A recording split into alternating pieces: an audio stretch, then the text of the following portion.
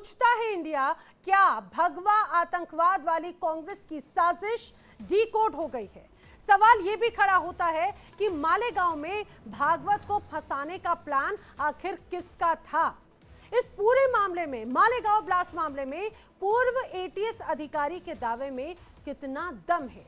ये वो तमाम बड़े सवाल हैं जो अब जरूर खड़े होते हैं, क्योंकि 2008 में जिस तरह से ये पूरी वारदात सामने आई, मालेगांव धमाका हुआ, उस वक्त तो मोहन भागवत सरसंघचालक थे भी नहीं। जी हाँ, मोहन भागवत की अगर बात करें तो उस समय जनरल सेक्रेटरी या सर कार्यवाह के पद पर थे।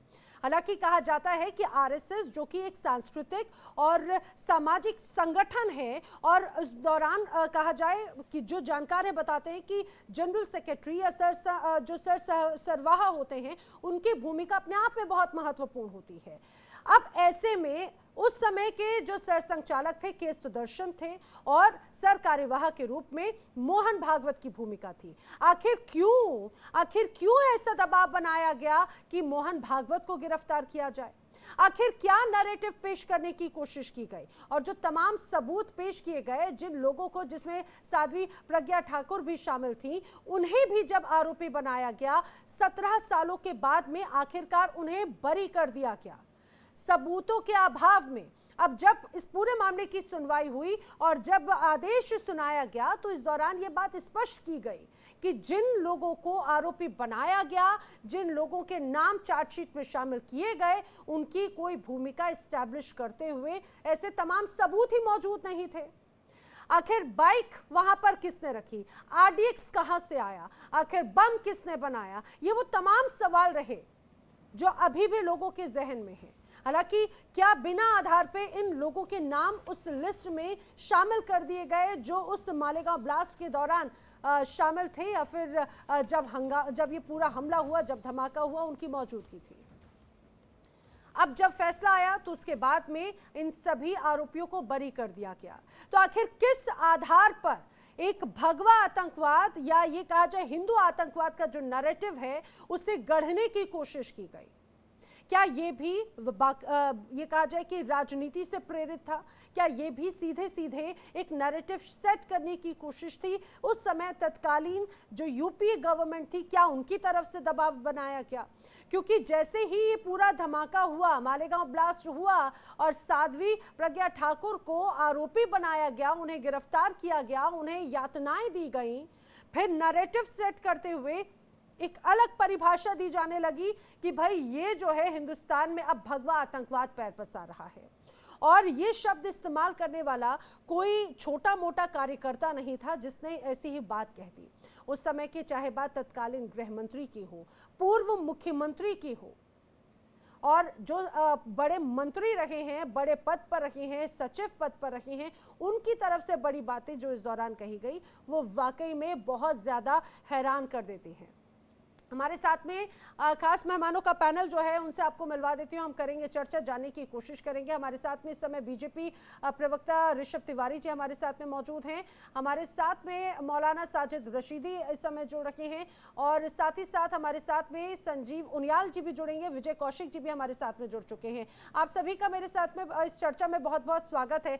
इस पूरी चर्चा को लेकर कई अलग अलग बातें कही जा रही है। मैं सबसे पहला सवाल ऋषभ तिवारी जी आप ही से करना चाह रही हूं, खोलना चाह रही हूं इस पूरी डिबेट को। आखिर क्या वजह नजर आती है? बड़े खुलासे हुए पूर्व अधिकारी के इस कबूलनामे में। सीधे सीधे आरएसएस प्रमुख मोहन भागवत, जो अभी प्रमुख हैं, उस समय तो सरकार्यवाह के पद पर थे, वो टारगेट पर थे। सबसे पहले धन्यवाद इंडिया डेली लाइव का, जिन्होंने चर्चा के लिए आमंत्रित किया। ये सारे वक्तव्य से एक बात तो स्पष्ट होता है कि किस तरीके से हिंदुत्व को बदनाम करना और खास कर उन लीडरशिप को परेशान करना और उनके ऊपर सवाल खड़ा करना जो हिंदुत्व के लिए सकारात्मक रूप से खड़े होते हैं। और बात केवल हिंदुत्व की नहीं है मैडम, बात देश की सनातन संस्कृति की है, इस देश की विरासत की है, इस देश की पहचान की है। उस पे सवाल खड़ा करने का काम किसी ने किया तो पूर्व के सरकार ने किया। आज हम ये नहीं कह रहे हैं, ये वक्तव्य एक मुस्लिम कम्युनिटी का पूर्व अधिकारी कह रहा है। मीन्स उसके दिल में नफरत नहीं हिंदुत्व के लिए, लेकिन कौन पैदा किया गया था उस समय नफरत, वो दर्शा रहा है, वो बता रहा है कि इस प्रेशर के तहत उन्होंने संघ प्रमुख के नाम को आगे लाने का काम प्रेशर बिल्ड के द्वारा बनाया जा रहा था। तो ये सीधा तौर पे दर्शाता है कि कांग्रेस का हाथ तुष्टीकरण के साथ, कांग्रेस का हाथ हिंदू विरोधियों के साथ, कांग्रेस का हाथ देश की संस्कृति को खंड खंड में विभाजित करने के साथ। तो ये जो एक नई उस समय एक थ्योरी देने की कोशिश की गई थी भगवा आतंकवाद की, हिंदू आतंकवाद की, क्या वो थ्योरी अब ध्वस्त हो चुकी है ऋषभ जी? जी देखिए, भगवा आतंकवाद ये शब्द अपने आप में ही बेहद ही दुर्भाग्यपूर्ण है। और ये भगवा आतंकवाद शब्द से कांग्रेस जिस तरीके की बेनिफिट लेना चाहती थी, आज उस पर पूर्ण रूप से विराम लग गया है। हम तो शुरू से कहते आए हैं, हिंदू कभी आतंकवाद नहीं हो सकता, हिंदुत्व के अंदर कभी भी आतंकवादी भावनाएं आ ही नहीं सकती, क्योंकि अगर आप इतिहास देखेंगे, हमने सदैव शांति का परिचय दिया है। हमने सदैव अगर शस्त्र भी उठाए हैं तो आत्मरक्षा के लिए और धर्म के लिए उठाए हैं। और हमारा धर्म कतई ये नहीं कहता कि किसी बेगुनाह को मारो और कोई किसी धर्म के नाम पर कहीं पे जाके आतंकवादी गतिविधियां करो। तो ये आतंकवादी मानसिकता किसी की है तो वो कांग्रेस पार्टी के अंदर है, कांग्रेस पार्टी के लीडरशिप के अंदर है।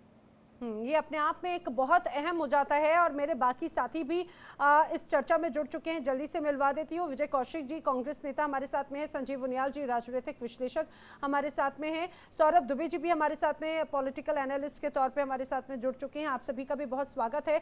लेकिन जिस तरह से विजय कौशिक जी एक बड़ी बात कही, रशीदी जी तो हमारे साथ चर्चा में है ही, मैं उनका जिक्र कर चुकी हूँ पहले, विजय कौशिक जी।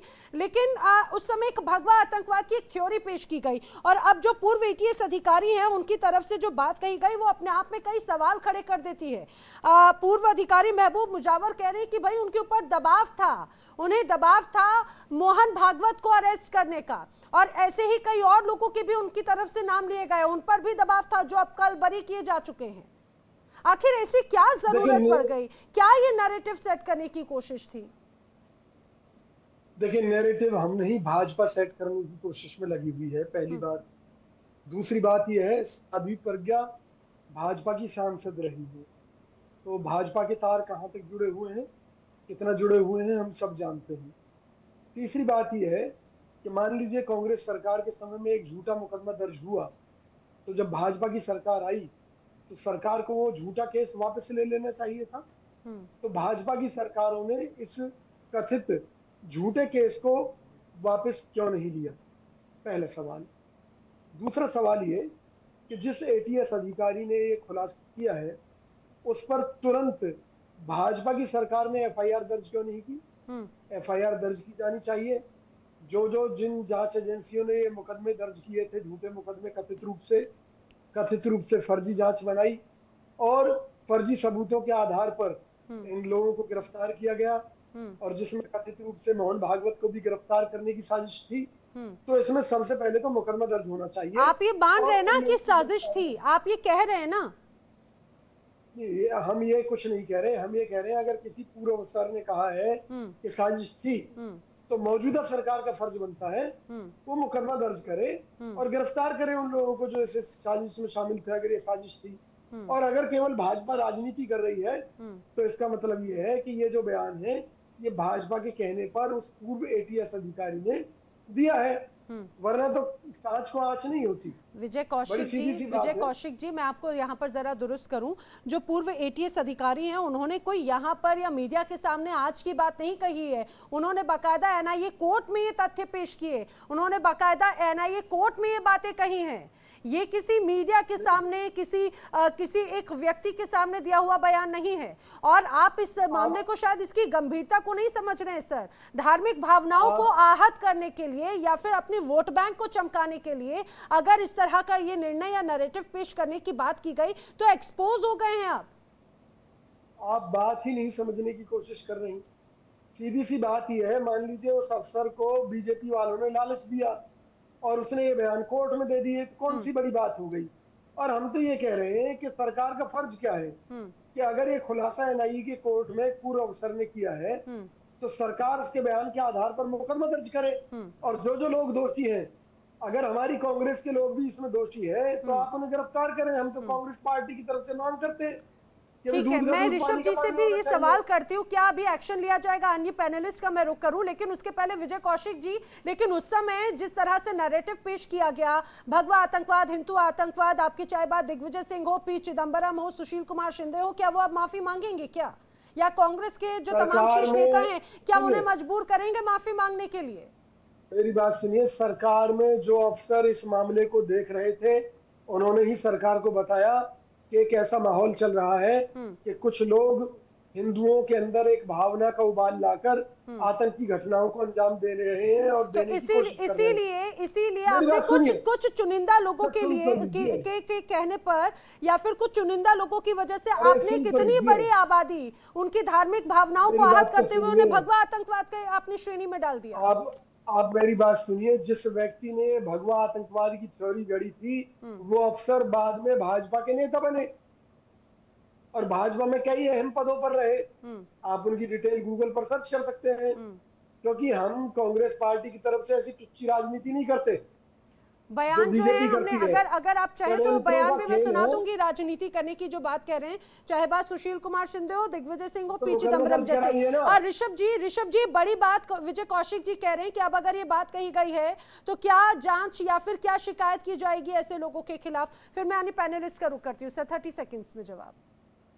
कांग्रेस के काबिल प्रवक्ता जो है बोल तो चले गए, लेकिन उन्हें ये नहीं पता, उन्होंने कहा कि भाजपा के लोगों ने लालच देके ये बयान दिलवाया। आपको कबूतर के माध्यम से चिट्ठी लेकर भेजा था, कान में आकर बोला था कि भाजपा ने मुझे लालच दिया है? मतलब कैसी बात कर रहे हैं बिना सिर पैर का? मतलब बोलना है तो कुछ भी बोलेंगे। इनकी दशा यही रह गई है अब कि इनको अगर भारतीय जनता पार्टी के लोग आकर बोल दें अभी सूरज है, तो ये कह देंगे नहीं नहीं नहीं अभी चांद निकला है, बस विरोध करना है। अगर लालच की बात थी, आपने कितने में लालच देके केस करवाया था?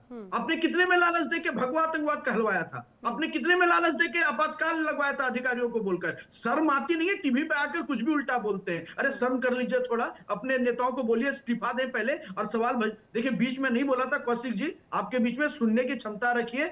जनता तो आपको सुनती नहीं है, कम से कम यहां सुनने की क्षमता रखिए आप।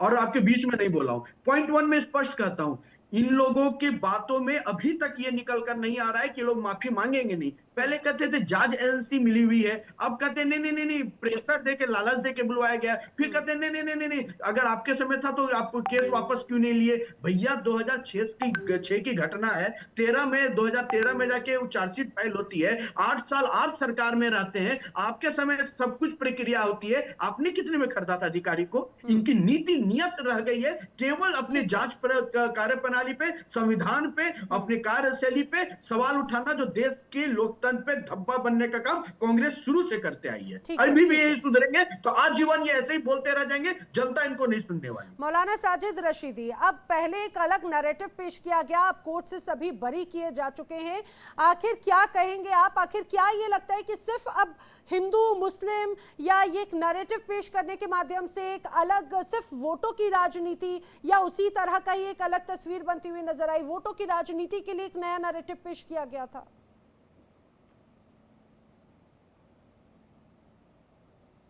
साजिद रशीदी, इस बात पर साबित आता है कि वोटों की राजनीति जी, इसमें कोई दो राय नहीं है।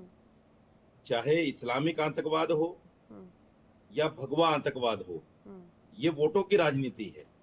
नहीं तो धर्म का आतंकवाद से कोई लेना देना नहीं। कोई धर्म ये नहीं कहता कि भाई आप किसी नाहक आदमी की जान ले लो जाकर, आप सुसाइड बम्बर बन जाओ और जाके फट जाओ और किसी को भी जाके मार दो। कोई भी धर्म नहीं कहता। धर्म सब अच्छे हैं। जो धर्म को मानने वाले लोग हैं उनमें कुछ लोग गलत हो सकते हैं, उससे धर्म को नहीं जोड़ना चाहिए। जिन सियासी लोगों ने ये धार्मिक नारे लगाए, इस्लामिक आतंकवाद, धार्मिक भगवा आतंकवाद, ये सब कहीं ना कहीं सियासत की और वोट बैंक की राजनीति है।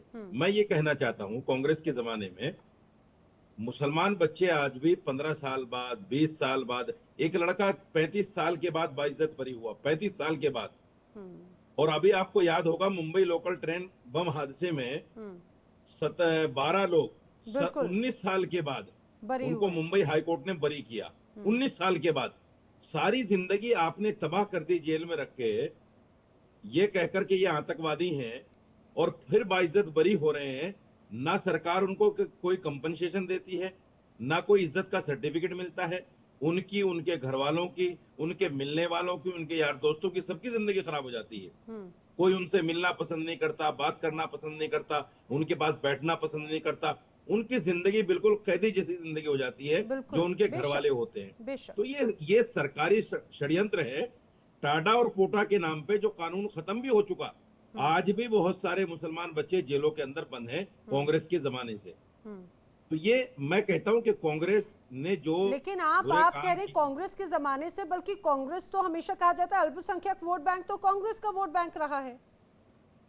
यही तो दिक्कत है कि कांग्रेस ने हमेशा हमारा वोट लिया, हमें साथ में रखा और ये कहा कि हम आपकी पार्टी हैं, और मुसलमान को भी लगा कि ये हमारी पार्टी है। लेकिन जितना नुकसान कांग्रेस ने मुसलमान को दिया है, मैं समझता हूं किसी ने नहीं दिया। सच्चर कमेटी की रिपोर्ट जो इनके जमाने में आई खुद कहती है कि मुसलमान दलित से बदतर जिंदगी जी रहा है। मुसलमान को के उत्थान के लिए क्या किया कांग्रेस ने? सच्चर कमेटी की रिपोर्ट पे धूल जम गई, लेकिन मुसलमान के उत्थान के लिए कुछ नहीं किया। ये सिर्फ नाम लेते हैं मुसलमानों का, वोट लेते हैं मुसलमानों का, मुसलमानों के लिए बड़ी बात कह रहे हैं साजिद रशीदी जी। मैं सौरभ जी या फिर संजीव जी का रुख करूं, लेकिन उसके पहले विजय कौशिक जी, जो आपका कोर वोट बैंक जिसे आप मानते हैं, नाराजगी है भाई, बहुत बड़ी बात, गंभीर बात कही है आपके कोर वोट बैंक की तरफ से। ये सब राजनीतिक मुद्दा बनाया जा रहा है, और हिंदू हो या मुसलमान। अब अगर हम इन इस्लाम के ठेकेदारों की बात समझें तो इनका कहना ये है कि ये जो कांग्रेस सरकार के समय में जितने भी मुस्लिम आतंकी पकड़े गए थे वो झूठे फंसाए गए, और भाजपा कह रही है कि जितने भी हिंदू पकड़े गए किसी घटना में, जैसे कि साध्वी प्रज्ञा वगैरह, तो ये झूठे फंसाए गए।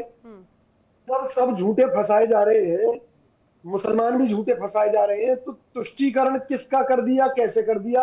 विजय कौशिक जी, जिन्हें आप इस्लाम के ठेकेदार कह रहे हैं, वो तो आपका मेन कोर वोट बैंक है ना भाई। वो उनकी नाराजगी, क्या यही नाराजगी है? क्या आप जिन्हें अपना वोट बैंक मानते रहे, आपको लग रहा है कि वही नाराजगी आपको भी भारी पड़ गई है? जी देखो, हमारे लिए, सुनिए मेरी बात, जांच एजेंसियों को कांग्रेस सरकार के समय में पूरी छूट थी, वो अपने स्तर पर काम करते थे। कांग्रेस का कोई दबाव या प्रेशर किसी पर नहीं था। अगर हमारा दबाव या प्रेशर होता तो गुजरात को जलाने के लिए मोदी जी को हम जेल में कर चुके होते, जेल में बंद होते मोदी जी।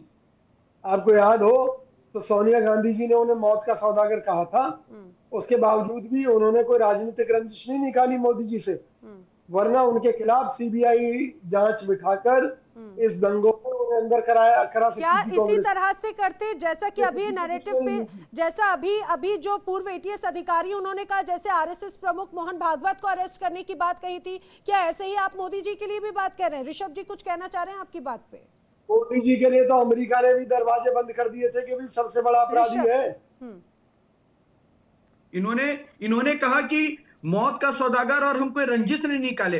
इसलिए मैं कहता हूं कांग्रेस पार्टी कभी पढ़े लिख के डिबेट में आती नहीं है। इनको पता नहीं है कि 4 से 5 बार से ज्यादा एसआईटी के द्वारा उनको क्लीन चिट मिला है, कई बार उनको एजेंसियां बुलाई हैं, पूछताछ की है बतौर मुख्यमंत्री, लेकिन हम कोई ड्रामा नहीं किए बुलाने पे कि काला पट्टी लगा के भाजपा कार्यकर्ताओं को रोड पे निकाल दिए हो और लगे ढोल पीट बताने की युवराज को बुलाया जा रहा है, क्योंकि हम सेवक के रूप में काम करते आए थे, अपने जांच एजेंसियों का सहयोग किए और वहां से क्लीन चिट लेकर निकले। आपके तरफ कोई घमंड में नहीं चूर होते, पढ़ के डिबेट में आया कीजिए, नहीं पढ़ के आते हैं तो कम से कम लोगों से सीख लीजिए। और बिल्कुल वही पढ़ते हैं जो आपके नेता आपको स्क्रिप्ट दे देते हैं कि जाओ और झूठ बोलो, झूठ बोल के आ जाओ, झूठ मत बोलिए, पढ़ के आइए। कितनी बार नरेंद्र मोदी जी ने जांच एजेंसियों के साथ सहयोग किया है जाकर बकायदा उनके हेडक्वार्टर में। इसलिए बोलता हूं कांग्रेस पार्टी केवल गुमराह करने की राजनीति करती है। इनके मुंह से एक बार तो नहीं निकलता था जब आतंकवादी का धर्म मुसलमान होता था, इस्लामिक आतंकवाद, लेकिन भगवा आतंकवाद मुंह से जरूर निकल गया। इसलिए तुष्टीकरण की जननी